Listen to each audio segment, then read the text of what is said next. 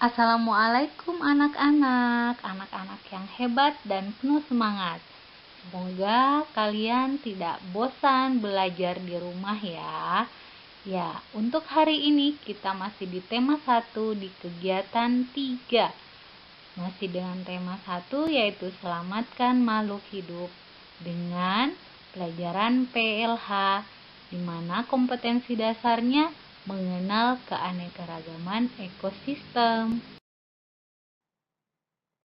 Ya, sebelum Ibu lebih jauh membahas tentang keanekaragaman ekosistem, Ibu tidak akan lupa mengingatkan pada anak-anak sebelum kita mulai belajar. Sudahkah kalian melakukan hal-hal di bawah ini? Mandi sampai bersih, kemudian memakai pakaian yang rapi, sarapan, berdoa sebelum belajar, dan membaca surah-surah pendek. Semua kegiatan ini harus kalian laksanakan sebelum memulai pelajaran ya anak-anak ya.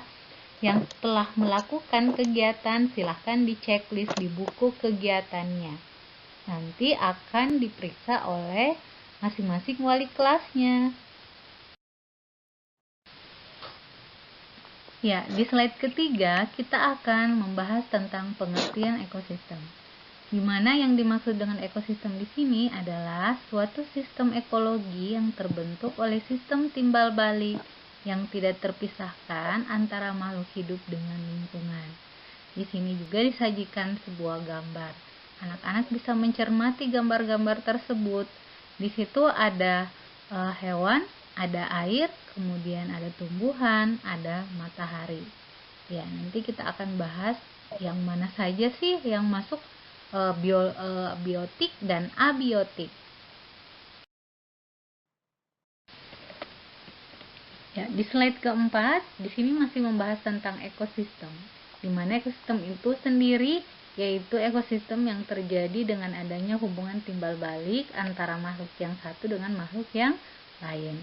Timbal balik tersebut ini tidak dapat dipisahkan antara makhluk hidup dengan lingkungannya.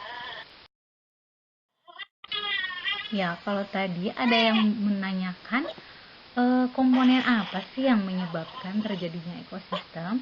Ya, di sini dibagi dua ya, yaitu komponen biotik dan komponen abiotik.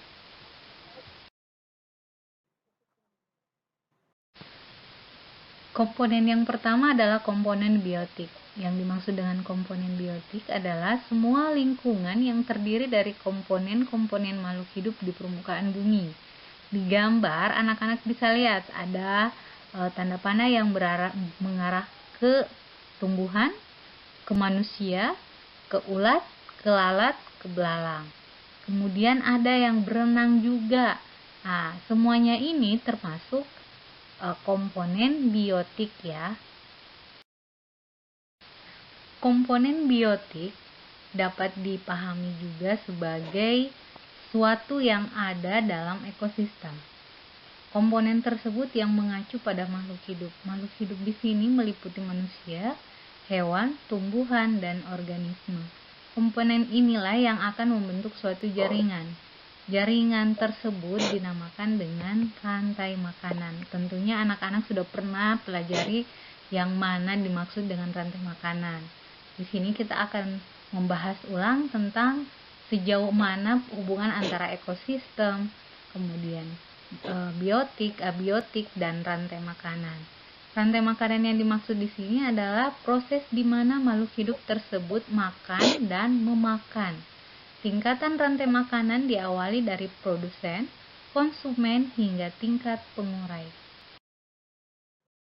Ya, di sini ditampilkan salah satu contoh rantai makanan yang terjadi pada ekosistem sawah ya, di mana padi ini sebagai produsen, kemudian tikus berperan sebagai konsumen 1, ular berperan sebagai konsumen 2, elang berperan sebagai konsumen 3. Kemudian yang terakhir menjadi dekomposer, diuraikan.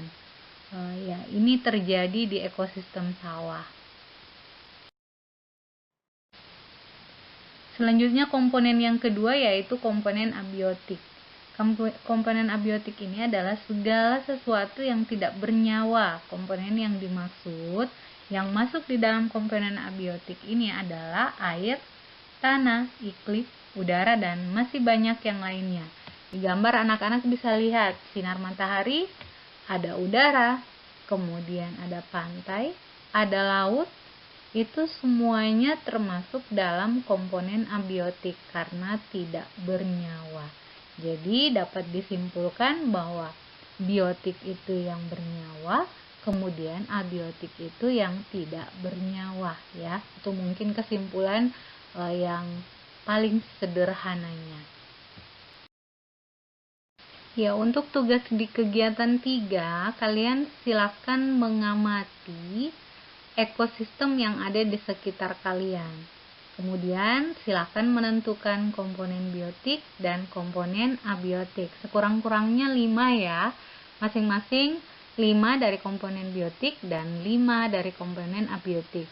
Silakan anak-anak ditulis di buku tugasnya, di buku PLH-nya. Kemudian nanti silahkan didokumentasikan atau difotokan, dikirim ke masing-masing wali kelasnya. Selain dari penjelasan ibu, anak-anak bisa melihat juga di YouTube tentang materi ekosistem ini. Silahkan diklik aja linknya, kemudian anak-anak akan langsung masuk ke YouTube.